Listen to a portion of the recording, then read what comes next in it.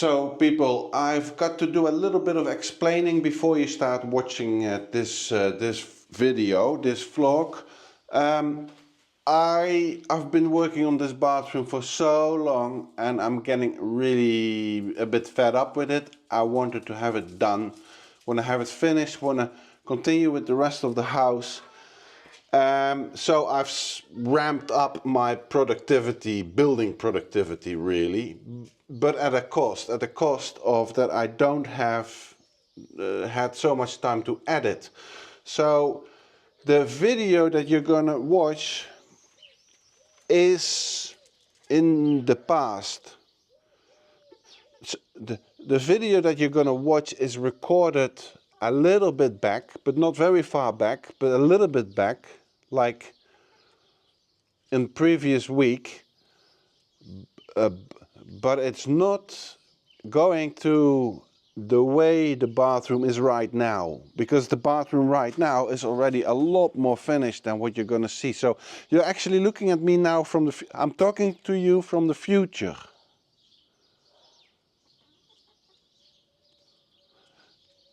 Now, anyway, thank you all for watching. Enjoy the video.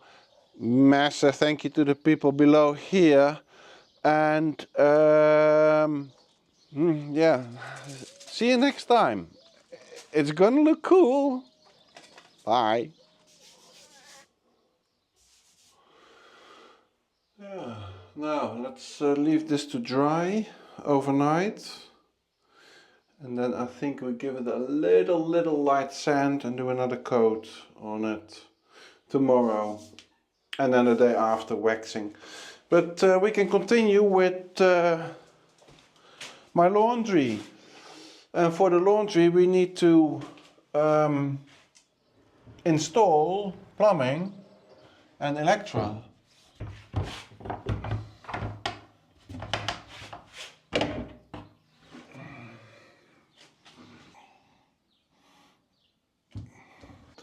So I've tidied it a little bit up here, but anyway, this is a place that's going to be hidden from views basically. It's going to be sitting under this floor, right? And the reason being is because I've got a hole here that reaches under the shower floor in case of any leaks of the drain or clogging up. Yeah, actually our drain, the one we have installed, you can service from the top, but anyway, it gives me a good feeling to have access to things. So we got cold water coming in. I'm going to install the laundry machine take on this part here. So that's just an on and off valve. And now I'm gonna make a loop from the line for the outside water tap points. And I wanna have one right here. That's going to be sort of a utility tap where we have permanent watering system installed. I've recently bought a fork system to keep the garden cool for the chickens. So that can be set on a timer or maybe even a temperature sensor or so. Anyway, that can be sort of a utility outlet. And then I want to have an outlet here with a little fountain that I bought just for washing hands and that sort of stuff. The thing is, when it freezes in the winter, those taps need to be turned off completely because water expands and it can damage the plumbing. Now they sell these special taps that drain empty. They're specially made to survive freezing conditions, but I have not found one here in France. I can order them online, but then I can't really feel and see the quality. So I've just opted for a valve. You just turn the valve and then water to the taps is terminated. You open the taps on the outside, making sure that water that may be in there and is expanding can get out, can expand without restrictions, and then you're fine as well. But the thing is, I'm gonna have a tap over here, gonna have a tap over here. I want to have them both on the same valve, so I gotta run a line, a water line from here basically to here, and then one back into a tap there and one to the tap here. Reason being, there's gonna be the laundry machine and the dryer are gonna be stacked on top here, and you can't really reach this area that easily anymore. This will be the back side of cupboards, so it's better just to install them, the taps here. Yeah, as with all the plumbing, I'm doing everything out of this flexible multi-layer line. It just works easy and it works fast. Yeah, so basically I gotta run a line. What is smart? Yeah, I gotta run a line to here, install a valve, line out with a 3-point T connection, one line there, one line back. Right. Let's just see how much pipe I'm gonna need. The downside of working with this flexible pipe is that I can never get a nice straight piece. You know, where you see the pipes running, I would like to have a straight pipe.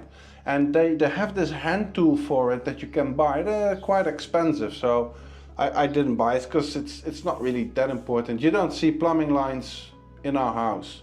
It's all hidden, but you do see them in the basement, and it would be cool to have, you know, super straight lines, but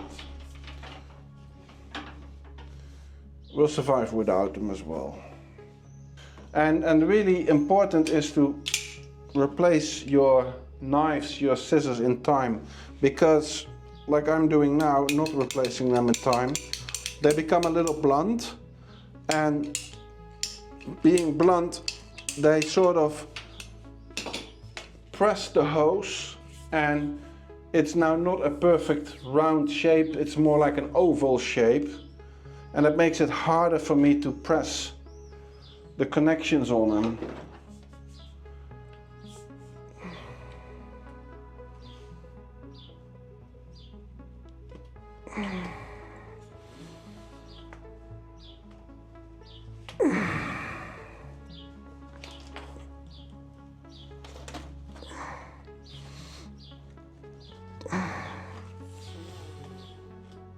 Okay.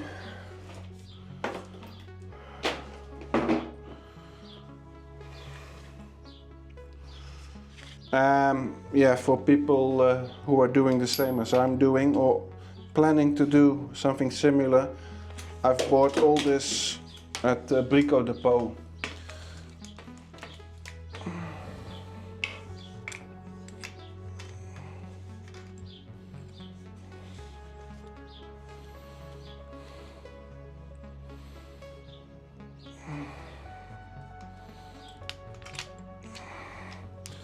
And for this job it's easy when you're with two, because the pliers are quite heavy and cumbersome, but the fitting should really be sitting at the correct place in the pliers.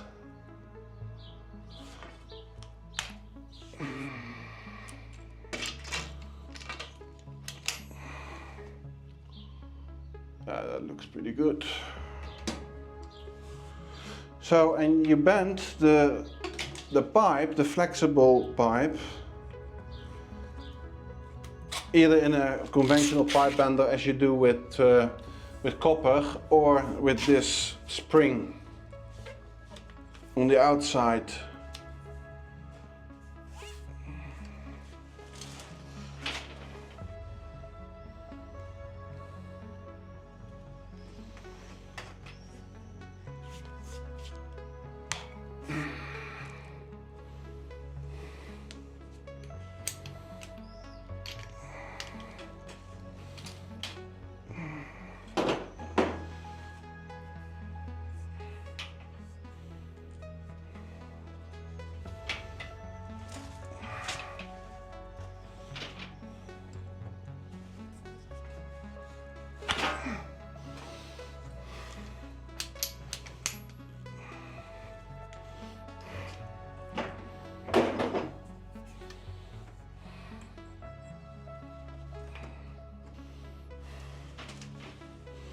Yeah, not bad.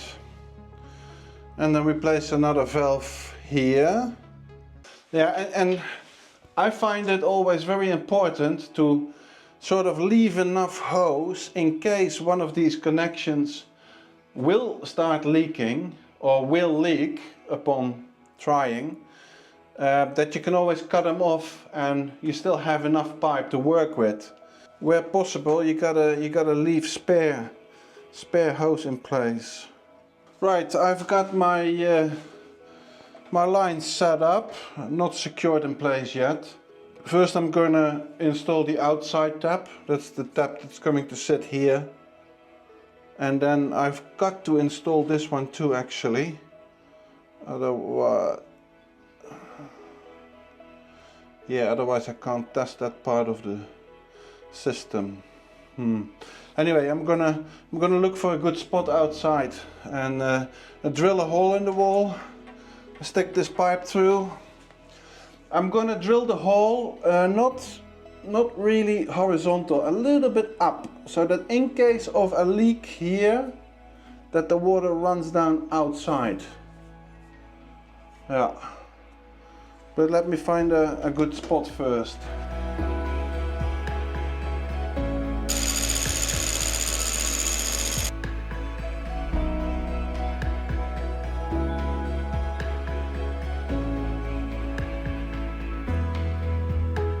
Yeah, we will render outside around the tap so that you don't see that plastic bit sticking out of the wall. But yeah, that's all successful so far. Remember this thing that I bought? A fountain for outside. It's made out of aluminium and the tap screws right in there. So the thread is in this cast aluminium, and I was really wondering what to do with it, how to connect it. And a number of you came with very complicated solutions, and a number of you came with very simple solutions. And the most simple one is just to screw a male 1/2 inch one in, which squeezes onto my multi-layer line. And I'll tape this up so that it doesn't leak. And then on the other hand, there's still enough thread to screw this this tap on, but I'm gonna have to remove a little of that thread from the tap to make it close completely. But yeah, it's gonna be cool. Looking forward to installing it, and I guess we're going to do that right now, although this render is going to be replaced because it's just not good, but that doesn't make a whole lot of difference. We'll install it anyway. Guys, don't walk in the way, huh? I'm working here. Red, darling. Yeah.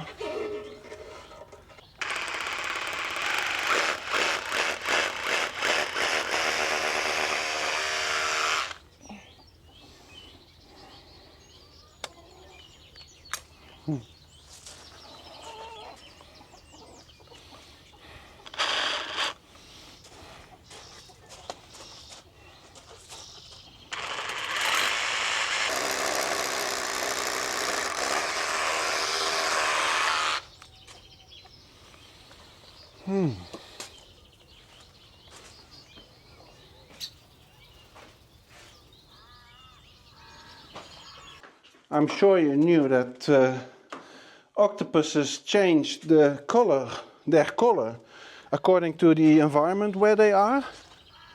They camouflage themselves. Well, we have a chicken who can do that. Here, have a look. Hey Bubbles. Hey Bubbles. Yeah, we want to have a look at your colors. Yeah. We just want to have a look at your colors, darling. Because you're exactly the same color as the pebbles. Can I just take you and and put you on the pebbles? Yes, sweetie. I just want to show. I just want to show the people how beautiful you are. Nee, you have to go to the pebbles, sweetie. Yeah, that way. No, no, no, no, no. No, that way, Moppy. Come, come, come, come. See? She blends in perfectly. It's sort of a chicken with an octopus gene.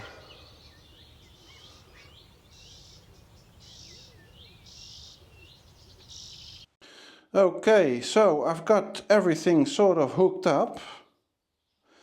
I've got the valves closed, yeah. The valve there for the outside water taps is closed. The valve tap for the laundry machine is closed. And the outside valves are closed too, the taps themselves. Yeah, I gotta sort that out. Make it sit straight somehow. Yeah, I gotta work with washers, etc. So let's go downstairs and hook this part of the plumbing up to the cold water supply. Let's go downstairs.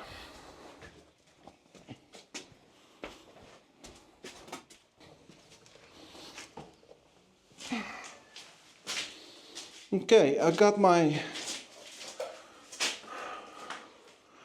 supply valve closed, and it's this pipe, so I am just going to cut into this pipe, put in a T connection, hook the two up, and then open this valve and then quickly run upstairs and see where there's any leaks. Yeah, so this is the plumbing for now. Once I got everything connected, I will sort of try to make it look a little bit tidier and neater by manipulating those pipes in some nice formation. But most important is that it's all working and that it's not leaking, and that it is very clear what is. If there's any problem at any time, you need to be able to troubleshoot within minutes, you know. So I'm labeling everything. Yeah, this is a little bit of my experience working on yachts and boats. Troubleshooting, you want to have labels everywhere. You want to know what you're working on and how the systems are working.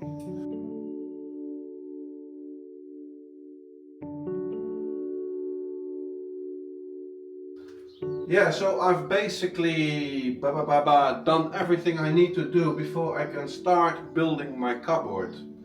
I got my electricity, I got my electricity separate for the laundry machine, separate group.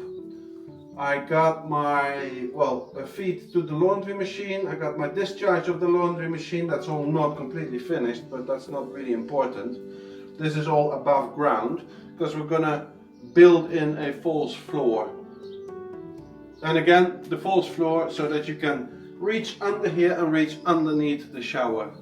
A cubicle floor. So yeah, that's all good for now. Just a good vacuum clean, and then with these concrete blocks, these solid concrete blocks, we're gonna create the foundation for a wooden plank floor. He's totally right, as he always is. Let's continue going.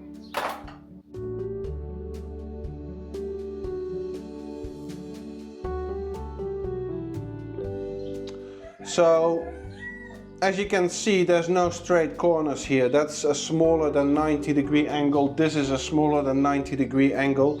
And I've got to transfer these angles onto my planks.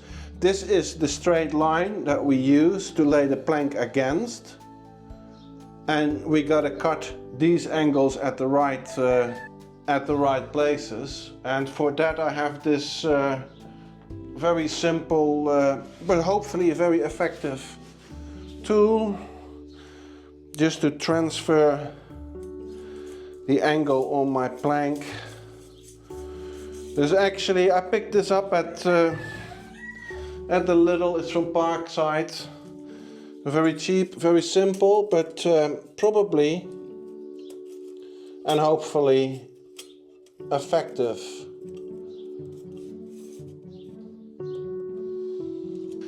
As you can see, these are just metal strips with a groove in them and these tightening nuts, and I can untighten those nuts and then move it in all kinds of directions.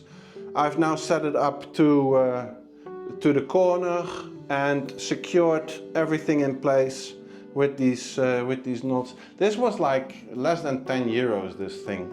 So, but yeah, it's gonna help me. It's gonna help me a lot. So, this is gonna be the front. And I just gotta transfer this, this corner.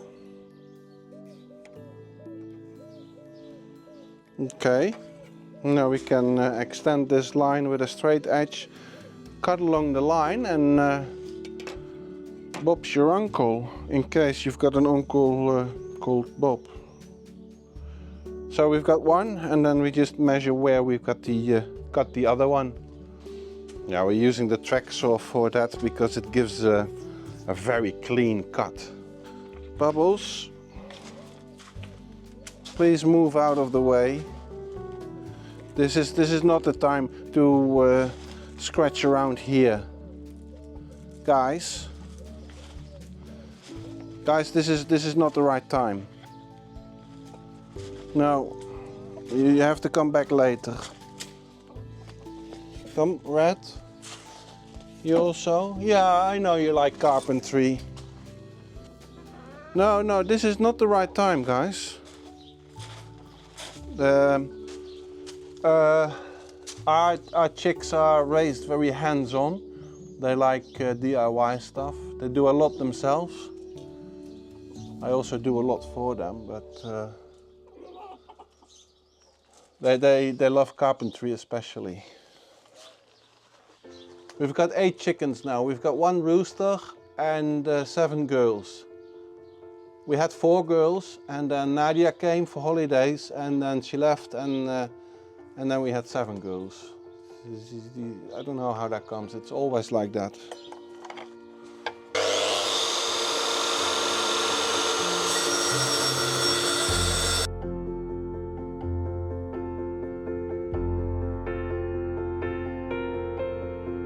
Okay, so that's my first cut. And now we're going to measure where my second cut should be on this plank.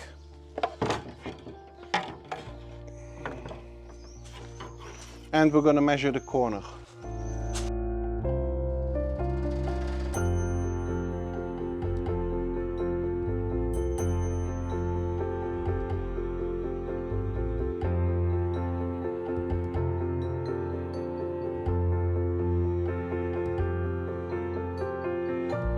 Okay, so we've sort of established the corner, and now we gotta know where on the length of plank the corner should be. So let me take a tape measure. 175. Okay, 175. I don't think that when I make this cut, that I have a plank that will fit perfectly in place. I don't think so, because nothing here is exact, nothing is straight. So I might have to cut again, but I will have a very basic shape that will basically fit. Okay, second one.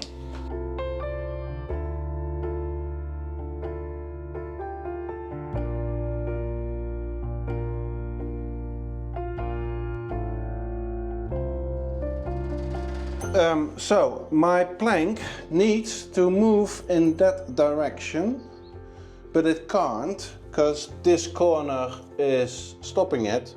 I will need to cut down my plank along this side for it to move in that direction. How am I going to measure that? It's actually quite simple. It's a little trick, and I think I'm just explaining you how I do it. I don't say how you should do it or how it should be done or how a professional do it. I show you how I do it, okay? So I lay my plank as it should be. This is my reference line. This is a straight line. I'm laying it the way I can lay it, which is too far in this direction, but it is laying directionally in the right direction, if that makes any sense. I would have to move it perpendicular to this line 90 degrees in that direction for it to fit, and that wall is stopping me from doing it. Now I can measure how far I will need to be able to move it in that direction, and that is 7.5 centimeters. So 7.5 centimeters need to come from this corner of the plank for the plank to move against that wall, flush against that wall. 7.5. Then I'll take a straight edge and I lay my straight edge against the wall.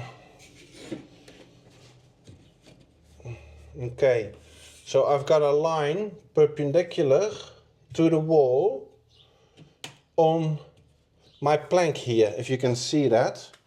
I'm just going to draw it.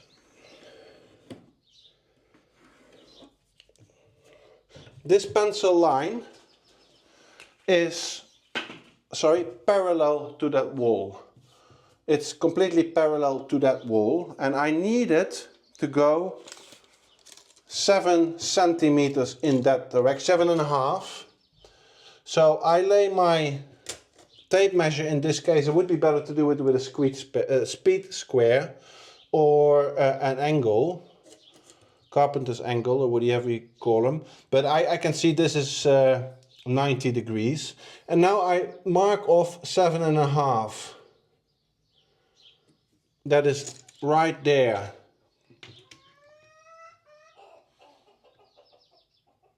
And a little bit further along the line I do exactly the same.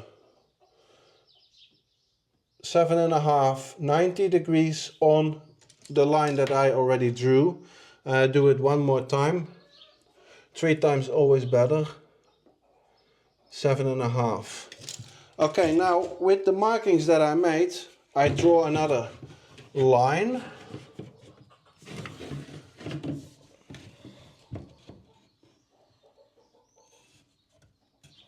Yeah, and those marks do line up with each other, so I know that I've measured correct.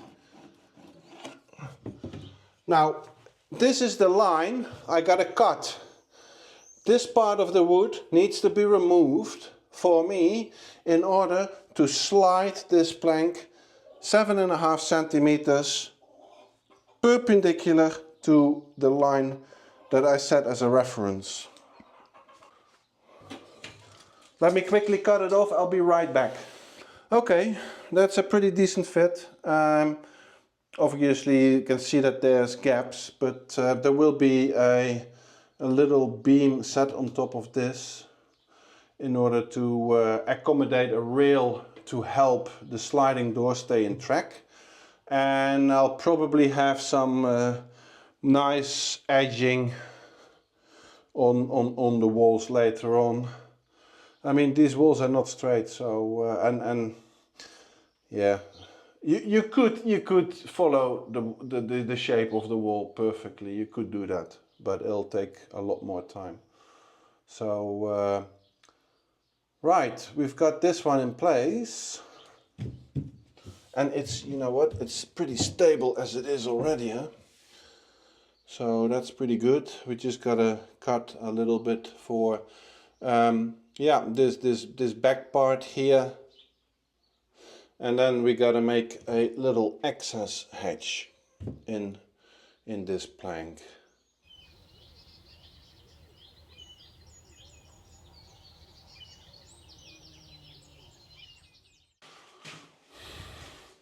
This here is a fan, an Extractor fan, that is a high-grow stud, high-grow stud. Don't know how you would name this in English, but it turns on when there's a high humidity and it shuts down, turns off when the humidity has lowered. So that's ideal for a shower. You don't have to do anything yourself. It'll just start ventilating. It starts removing, extracting moist air. Yeah, when it's needed. And I want to install that somewhere here. It's away from where the water will fall, because the water will come down somewhere here, and I can install that here, and then I don't have to be afraid that water will go in. Yeah, and I need to install that right now because the ducting will be on the other side, basically in the laundry cabinet. Yeah, it's time to take the big drill out again and start cutting a hole in my beautifully plastered walls.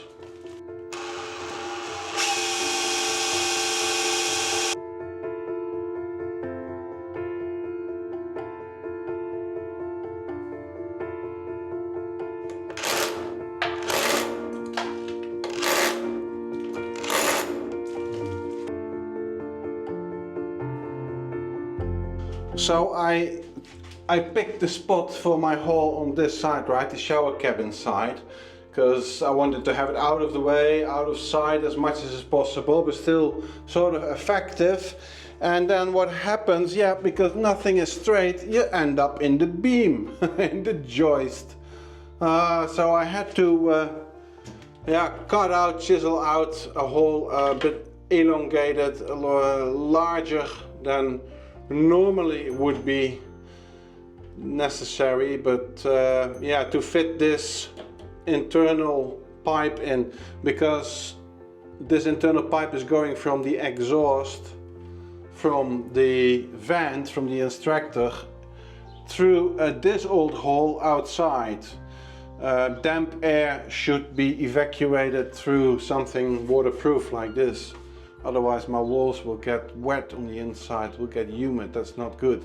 So in my infinite wisdom, this hole is existing, but I had filled it with concrete a winter ago, I think.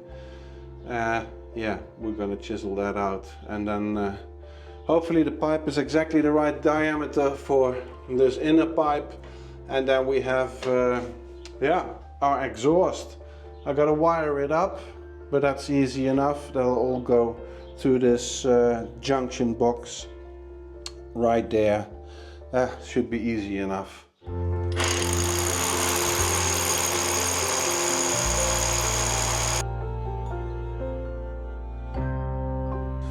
I just spotted some sort of a beetle in my garden. I don't know what it is. Maybe you guys can have a look.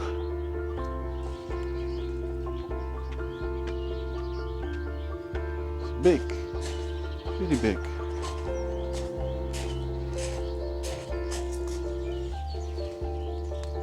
Hello, Mr. Beetle. That's a big one. Obviously not a very tasty beetle, according to the chickens, because otherwise it wouldn't have been there anymore.